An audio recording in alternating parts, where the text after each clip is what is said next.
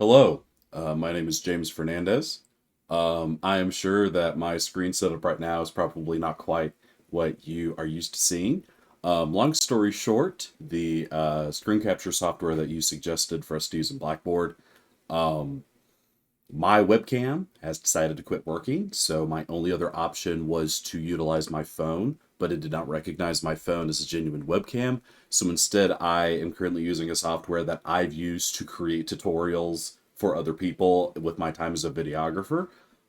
So apologies for the formatting looking weird, but I tried to make it work as best as I could given the circumstances. So, with that being said, we are going to be talking about an FBA, some observation data, and a BIP for a student here. So I'm going to very quickly start kind of going over the information relating to this student and kind of go from there. So the student's name is Charlie Brown. They are in the first grade and they are 7 years old.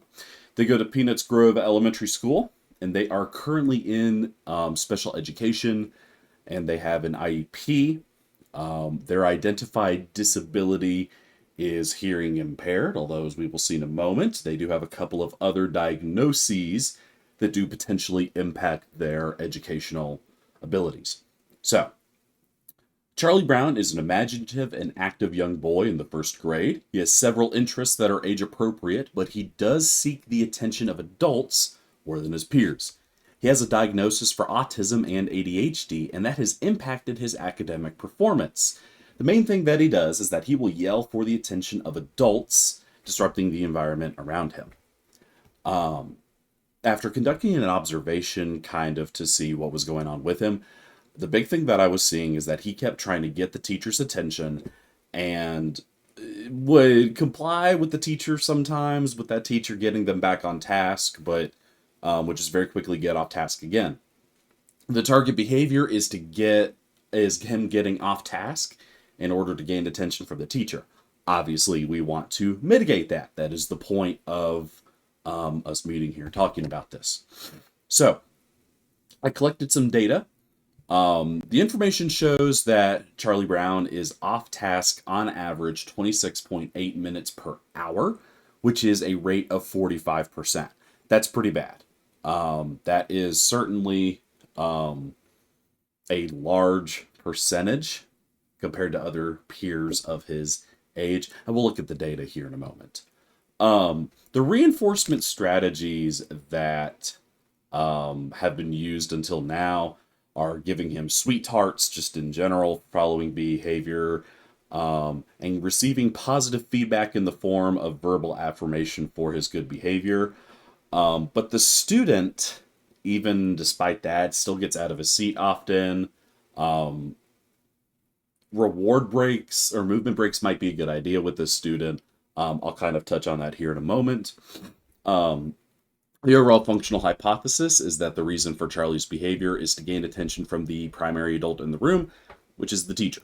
So, this is the data that I collected. On average, it is about 26.8 minutes per 1 hour period. He was off task many times. Several times he's off task for 5 minutes or more at a time. Oftentimes 4 minutes. A couple of times he was off task for 6, 9, and even 11 minutes one day.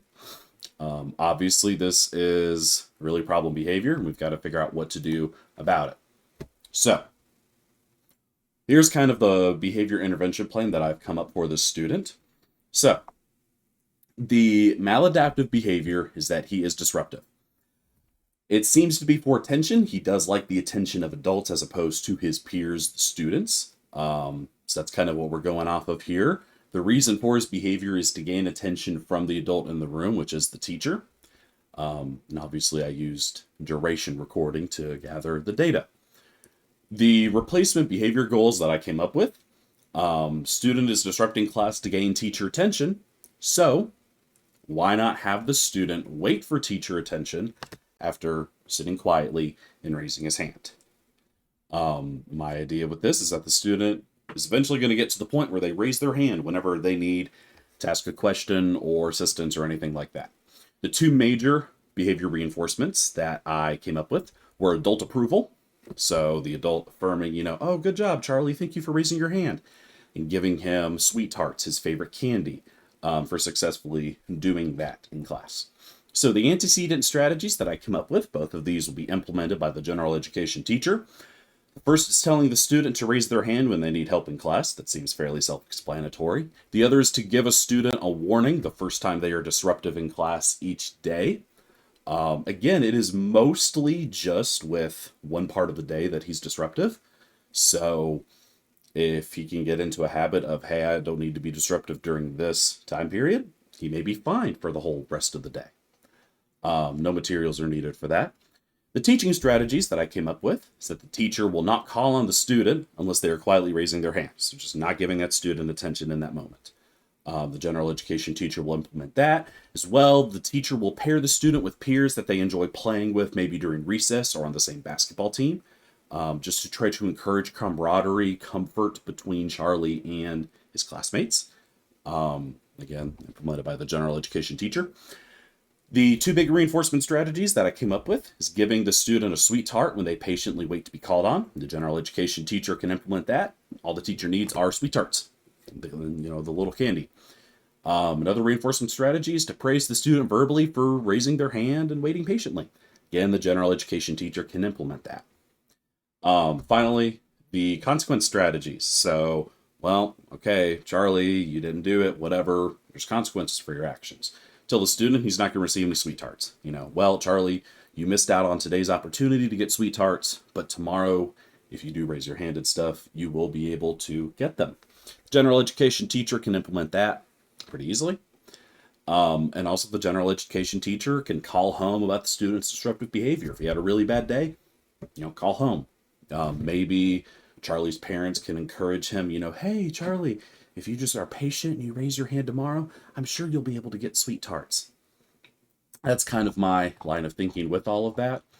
Hopefully we can come to a consensus on it. I didn't think there was a need for a safety and crisis plan.